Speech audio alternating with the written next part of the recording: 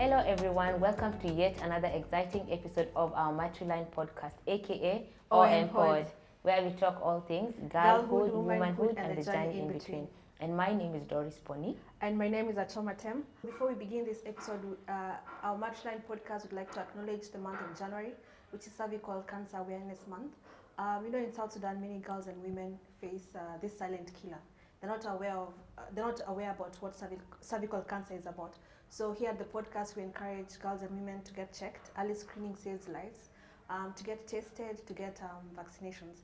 So please visit your nearest clinic and just ask more information about cervical cancer. Today we have a very special guest, a gentleman by the name Faris, who is here on this episode so that he can give us his perspective and his story. So why we brought him to this episode today talks about identity.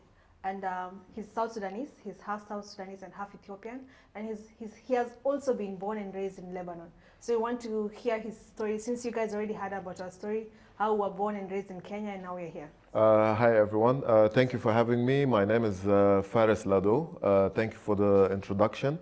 So yes, as you mentioned, I was born and raised in Lebanon, and I know because of our history as South Sudanese, we had a lot of people during the liberation struggle that were born outside, and we have generations outside.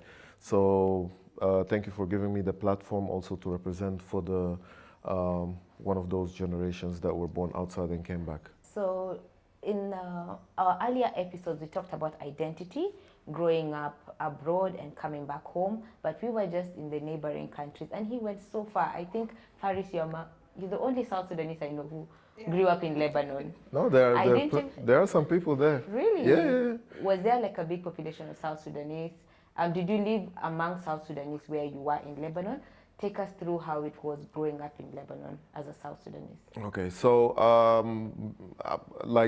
so as I mentioned before, I was born in Lebanon.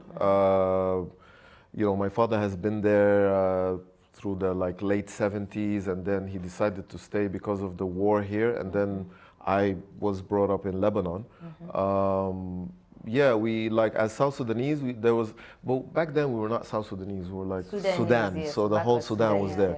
So there was a nice community of Sudanese people, and it was increasing by the day. So I think we were the first generation where Sudanese people were having children in Lebanon or outside of Sudan. Yeah. So it was a community, but it was growing by the day and all that. Yeah. How united were the Sudanese back then in your neighborhood? Because us growing up in Kenya, we had because there were so many Sudanese in Kenya, we had pockets of Equatorians in one side, Dinkas even had their own church, Morus had their own church. So were you guys classified into tribes, or you guys just lived as Sudanese only? In Lebanon, there were not many. Even as South Sudanese, we were not even identifying as South Sudanese or Sudanese. We were just Sudanese people in general. The only time I started to realize there was South Sudanese and Sudanese was actually when I was using the taxi, for example. So, for example, in Lebanon, because they're very interactive and communicative, so someone will just talk to you where are you from? And you're Sudan. Then they would immediately start asking you north or south.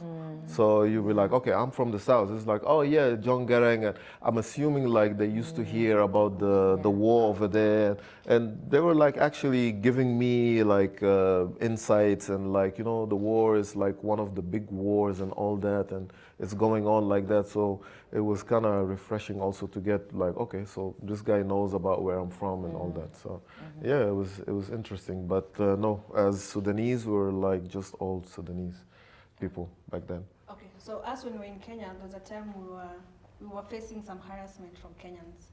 They'll be this South Sudanese, even renting homes, they won't allow Dinkas or Nuers to rent a home. Also, the police were on our case. Did you guys ever feel something like that there? Yeah, well, I mean, being born in Lebanon, Lebanon is they're white people or Arabs or Phoenicians, however they identify. So the first thing you would notice is okay, first you are a black man in a white man's world. So, especially for someone who's being born there, you're okay, I look different. Yeah. Like, what's going on? And then you Yeah. start like, as a, you know, as a child, you're like, you have those interesting questions. Like, wow, it's like, because we're not from here. Okay, so where are we from? And then they start like, I remember my father used to tell me like, we come from Sudan, and we come from a place called Jabal Lado, and my last name was Lado. So I remember that as a small kid.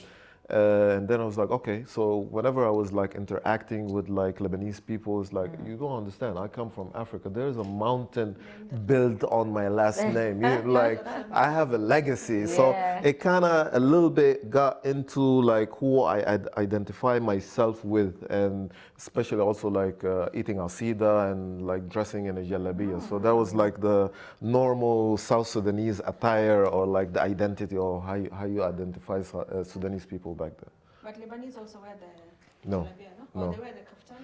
Or? No, they have those I think back to the Ottoman, because they were like occupied by the Ottoman Empire. They used to have like this hat, or like the basha and all that. But they were actually very liberal. Like, you know, they dress normal. Even in school, like some schools, you don't even have to wear like uniforms. You can come like with whatever you can. Yeah. So they encourage a sense of style when it comes to clothing. Okay, interesting. And I heard you mention you were eating ugali, asida, you know. At least I think your parents tried to incorporate bits of Sudanese or South Sudanese culture into your childhood. Yeah. So what made you decide to come to South Sudan? At what point when did you ever first visit South Sudan, and how was your transition like coming back home? Okay, so it's a little bit of a, like, it's a transition, because like, you know, you're being raised there and everything. So as you identify yourself as a Sudanese person, and then you grow up, so you interact with people, and then sorry, you start like hearing, because Lebanese people are also very known for traveling and being like, they have a big diaspora in Africa. Yes, yes, So you start hearing from them what they know about Africa and Africans from them. Meanwhile, for me, I've never been. Yes, You know, so you start hearing like, oh, you African people, you're like, you know, you're uncivilized, you're this, you're that, and like as children they start dissing you, like, you look like chocolate or something like that. So And imagine you're fairer. Yeah. I can and I'm imagine fair, that. like Yeah. So for me, I was like, okay, but I mean it. But anyway, so yeah, they tease you and all that. So it's also like where you have to be confronted with racism. Like fast forward, like since I went to school and all that, and I went to college, and I graduated, and it happened to be in like around 2009 where I graduated. So in Lebanon they have this rule, like if you are a foreigner, you cannot work in Lebanon. So even you can have a PhD or something, but you'll still be like, either you're like a dishwasher or you work on some. Really? Yeah, Well, they have. even children born in Lebanon. Yeah, you don't get the nationality, you don't get any of that. So I was like, okay, if I'm just graduating from university, like this might be the end of the line for me in Lebanon, because I'm not gonna be like a dishwasher or something, earning minimum wage and all that. And it happened to be like 2009. So I think that was the time when like 2011 was supposed to be like the referendum and all that. That was like the transitional period. Yeah. But then like 2011 was like when we were very known to like, we're gonna have our own country and all that. So I was like, let me, you know, and that thing my father told me, like, oh, you're from Jabal Lado and all that, just kind of clinged in the back of my mind. I was like, I want to see this mountain. Like, I want to go home and see, you know, we have a new country and all that. I'm a fresh graduate, so it kind of makes sense. Let me go back to home for the first time, and then see how it goes. And then we had this trend where like Lebanon was kind of like a cross path, where like people from Africa, they run away, especially like on my mother's side, Ethiopian Eritreans, they come to Lebanon, for example, as a, you know, as a transition, so they can go back to Europe and then they live their life.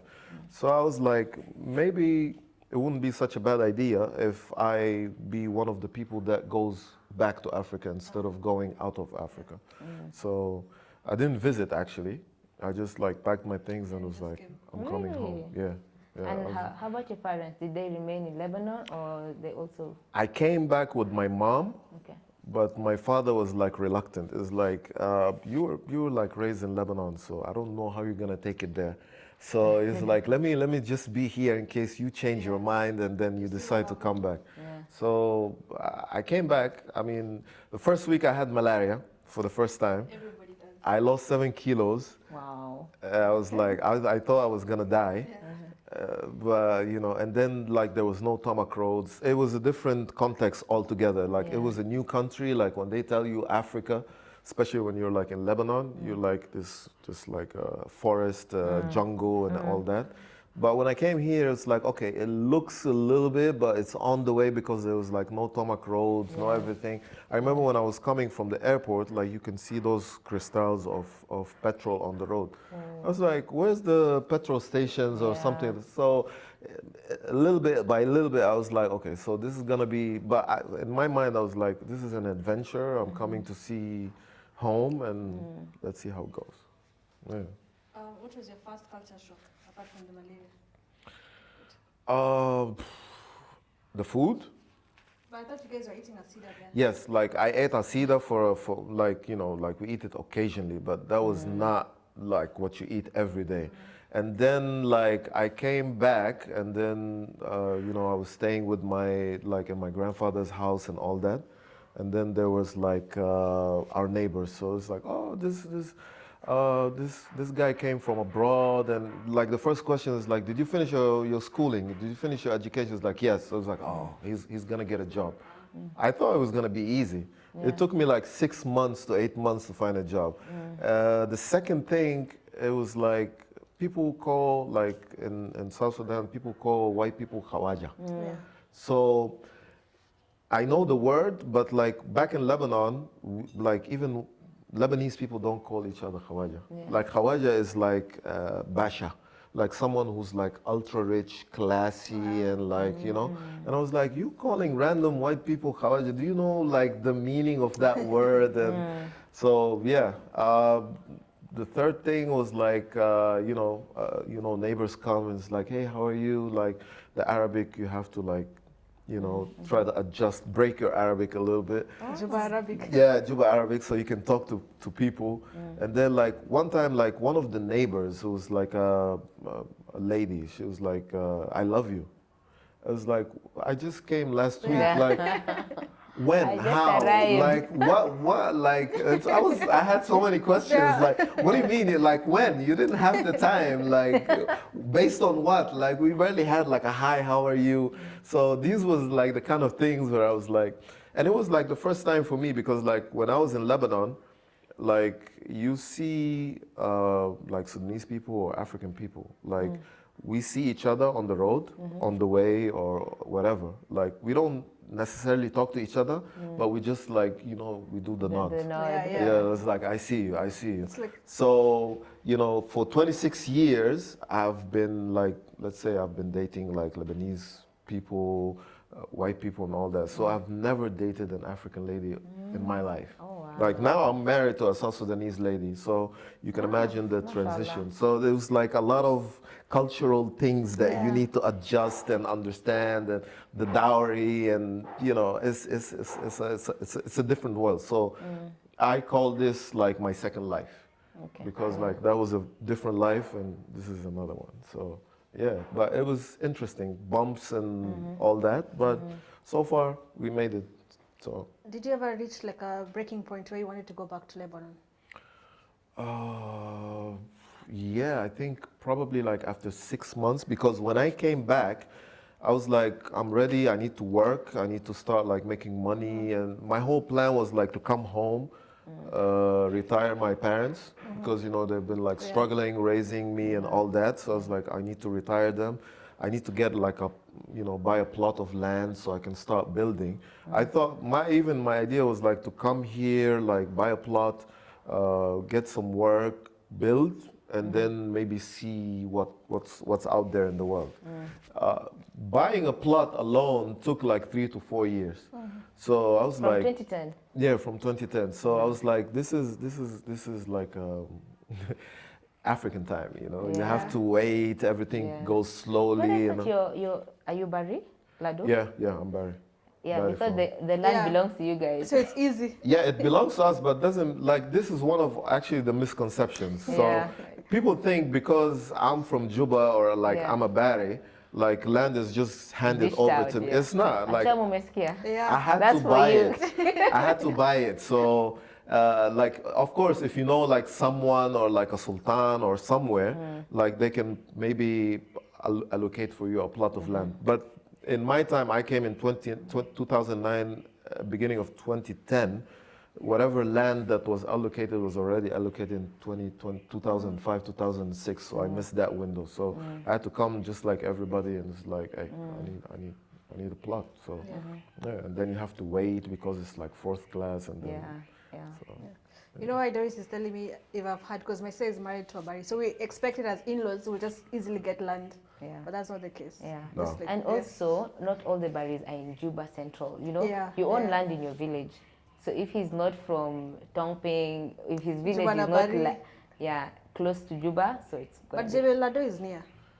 Yeah, I wanted to ask you, did you finally go to Jebel Lado? Of course. Yeah. Now, like even when I was coming to South Sudan or Juba for the first time, I was talking to the guy. He was also coming to Juba, so he was like, "Hey, this is Jabal," Yeah. because I've been talking When to you him. It's landed. like, "This is Jabal Lado." So I was like, "Oh, wait, let me see." You know, I tried to like take pictures and everything. So as soon because 2010 also there was like conflicts and all that, I couldn't go. But like later on, we managed to go, and like it was like, okay, this is the roots. This is where like my grandfather, my grandfather comes from. Yeah. So Yeah. it was like a proud moment for me because it's like I'm here. Like Yeah. you know, this is where like hundreds of years were like you know it's it's I appreciated that. So Jebel Lado is the one that we see when you're landing into Juba International Airport.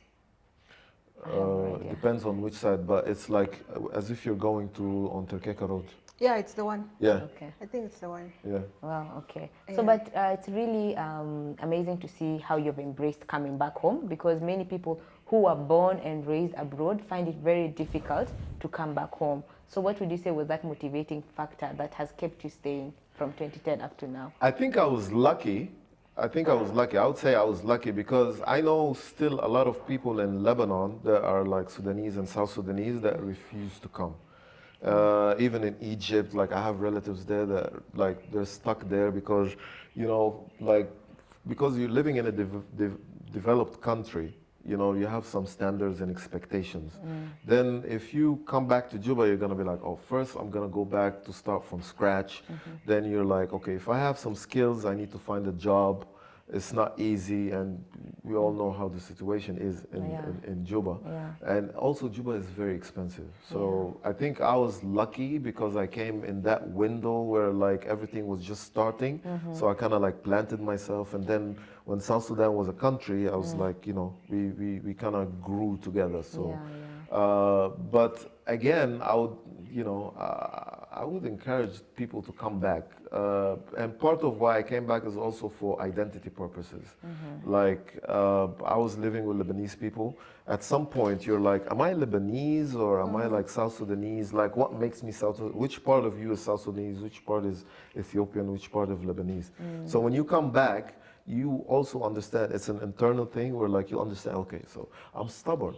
That's a South Sudanese thing. It's not like I'm stubborn as a person, Yeah. you know, it's a South Sudanese thing. So we kind of have those things, like those core characteristics yes. where like it's in your genes. It's not like it's habitual. So you try to change them, but you know, you cannot try to change who you are. So you come back and then you see like, okay, this is who I am, this is how we are as a people, and this is how, you know, if you decide to move forward, like, okay, I'm gonna take this and I'm gonna move forward with this, and you try to adjust while you're moving forward. Yeah. So, And I think one thing that's unique about South Sudanese is we have like multiple homes, you know. So you grew up in Lebanon, your father is South Sudanese, mother is Ethiopian, your wife is South Sudanese. So where is home right now? And do you have another secondary residence? Do you take your kids sometimes to Ethiopia? Do they have like, have they been familiarized with the Ethiopian culture? With the Matriline. with the Matriline, especially. Yeah.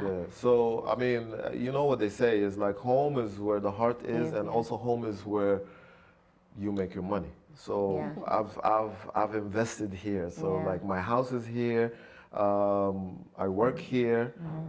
This is where I call home for the past 16 years now. My wife is South Sudanese also, so it kind of, you know, sets the tone, like I'm here in South Sudan. My mom is here, so, you know, she's also doing her part. Like I have like kids, and then they're like the mom, like the grandmother is there, so she kind of also puts her bits and pieces to the culture and everything. Like my son likes injera, for example. So he loves injera, he loves chili food and all that. I wanted also to take like my family to visit Lebanon, because I think visiting there also, because you know, it also opens a new chapter. Like you know, like my wife, for example, can know, okay, this is his side, this is where he grew up, so this is what it looked like and everything. So it's also important. But I call South Sudanese home first. You know, Ethiopia and Eritrea is like my second home, and it's close by. I've visited several times. But Lebanon is also where I was cultivated, and you know, so I have tendencies, and I, you know, and I have a lot of memories. So I know I'll always have a sense of a soft place for that place. But and it's also nice because, you know, you need to also juggle. And there's also a Lebanese community here in South Sudan. Yeah, very big Lebanese community. So Phoenicia supermarket. Phoenicia supermarket and Tulip. Yeah. So sometimes when I see a Lebanese guy and I start talking to him in like Lebanese, it's like, what's going on? It's like, oh, okay. Where are you from? But yeah, it's interesting. So, you know, also diversity also, you know, it has some, what do you call it? Like some certain skills or facts where like you can also bring to the table. Before we end this, what's your parting shot? So, like, I mean, South Sudanese, for us, like, we're diverse. We keep always talking about 64 tribes and all that. That's internal. There's a lot of people, you hear about people in Europe, the US, Australia, Lebanon, Egypt, and all that. I would just say, if we really sit down with each other, we have more things that unite us and bring us to the table than what separates us. And also, if we are different because we're meant to also do different things. So, for example, you can do this, you're good at this, I can be good at this, she can be good at this. We can appreciate those things, because at the end of the day, if we are one team, it's all things that we're bringing into the table to make, you know, whatever this South Sudanese identity is more richer.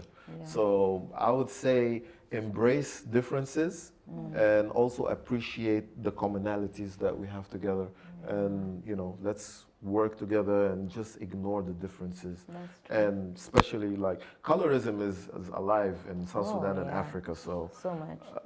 I would just say, like, it doesn't matter what you look like, as long as you're South Sudanese and you're here, you're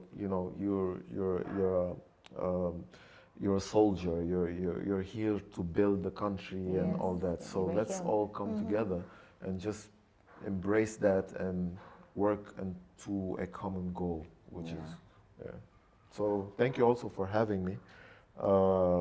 It's a nice platform. So I think also you're trying to reach out for a fan base, which is South Sudanese, whether inside or outside, because I think because of the topic of this episode.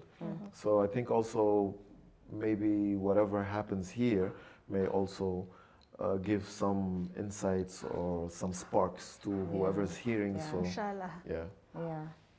Thank you so much, Faris. What you've said is quite insightful, encouraging people to embrace our differences, but also appreciate the commonalism, because we have more things that can bring us together than what tears us apart. And thank you for loving your roots, for coming back to identify your roots, for bringing your children to also experience this. But most South Sudanese, just like Faris, we have different parts of our lifestyle that have been shaped parts of our identity that have been shaped by where we've grown up, but that does not change our roots. So thank you so much for watching this episode. I would like to thank Smart Dry Cleaners for sponsoring this video. Welcome to Smart Dry Cleaning and Laundry Service. Smart offers the professional laundry solutions both for your office and casual wears. For affordable, reliable, professional laundry, always choose Smart because it does it right. We handle your laundry with care from dirty to perfect. Because your time matters, let us do your laundry. We offer the pick and drop, which is fast and convenient. Thank you for choosing Smart. Yeah, be me, SSD, Children's Corner and Savi Gorilla. Yeah. Until next time, please like, subscribe to all our channels, and see you later on our next episode. Bye. Bye. Right.